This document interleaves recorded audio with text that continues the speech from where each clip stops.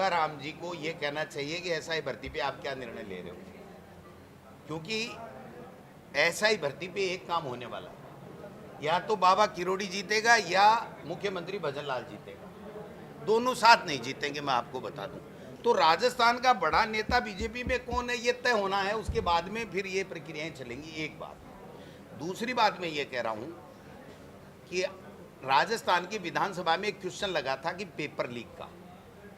पिछले भारतीय जनता पार्टी के कार्यकाल में इस पिछले 5 साल से ज़्यादा पेपर आउट हुए थे। एक बात क्लियर है, किसी के कोई शंका हो तो मेरे से डिटेल ले लेना, विधानसभा की वेबसाइट पे प्रश्न के ऊपर पड़ा है। दूसरी बात, ये जो पेपर लीक हुए उसके ऊपर पेपर लीक गिरोह के खिलाफ कार्रवाई हमने की। आधे से ज़्यादा 100-150 से ज़्यादा पेपर माफियाओं को, नकल माफियाओं को पकड़ा। इस प्रक्रिया को ये लोग आगे बढ़ा रहे हैं तो अच्छी बात है, लेकिन केवल ये कहते कहते कि हम इस प्रक्रिया में 5 साल निकालोगे क्या आप? ये तो सतत प्रक्रिया है। अगर मान लीजिए 2 साल बाद में भी पता लग गया कि कोई व्यक्ति पेपर लीक के माध्यम से माफिया से पैसे देकर के नौकरी लगा है तो उसको 2 साल बाद में भी निकालो, लेकिन 2 साल तक यही काम करते रहोगे, दूसरी भर्तियां कितनी निकाल रहे हो वो बताओ आप देखिए, अगर किसी संस्था की क्रेडिबिलिटी इतनी आप खराब कर दोगे तो उसके बाद में न तो वहाँ कोई आरपीएससी का चेयरमैन बनने को तैयार नहीं है इनके पास में। आरपीएससी के मेंबर सारे के सारे जो है ना वो कुंठित हैं कि हम कहाँ आ गए, हमको सबको तो बेईमान घोषित कर दिया। मैं कहता हूँ बेईमानों को पकड़ो, लेकिन सबको बेईमान मत बनाओ।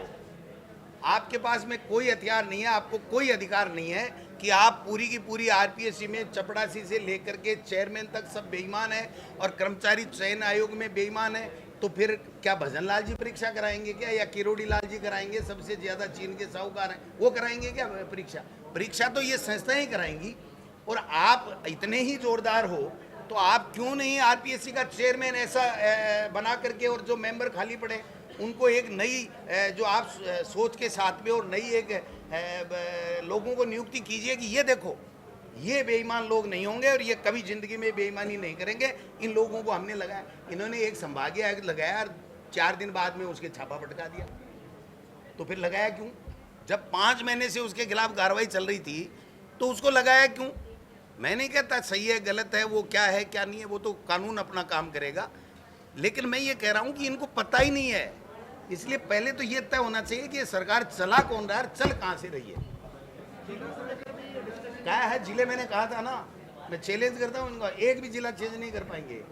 इनके लिए जनगणना रुकेगी क्या? पूरा देश रुक जाएगा क्या? है ये तो चाहे जो कहते थे इनको टाइम पास करना है, लेकिन इनको ये समझ में नहीं आ रही। 10 महीने गए तुम्हारे काका, 10 महीने चले गए। टाइम पास तो महीने 2 महीने का होता है भाई साहब।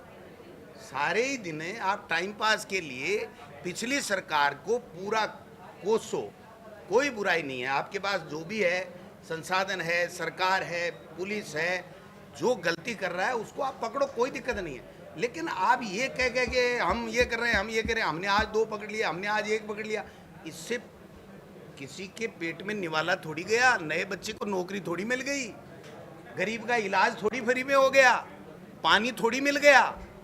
केवल एक स्टंट लेकर के और आप अपना टाइम पास कर रहे हो। इसलिए मैं तो कहूँगा, मुख्यमंत्री जी, पूर्व मुख्यमंत्री जी ने तो कहा था कि दिल्ली का अप डाउन कम करो, और मैं तो कहता हूँ कि ज़्यादा बढ़ा लो और वहीं रह जाओ। 10-5 दिन ये किरोड़ी वाला फैसला करा के लाओ आप, वरना आपकी सरकार नहीं चल पाएगी, पता नहीं चलेगा ये किधर से चल रही है और कौन चला रहा है।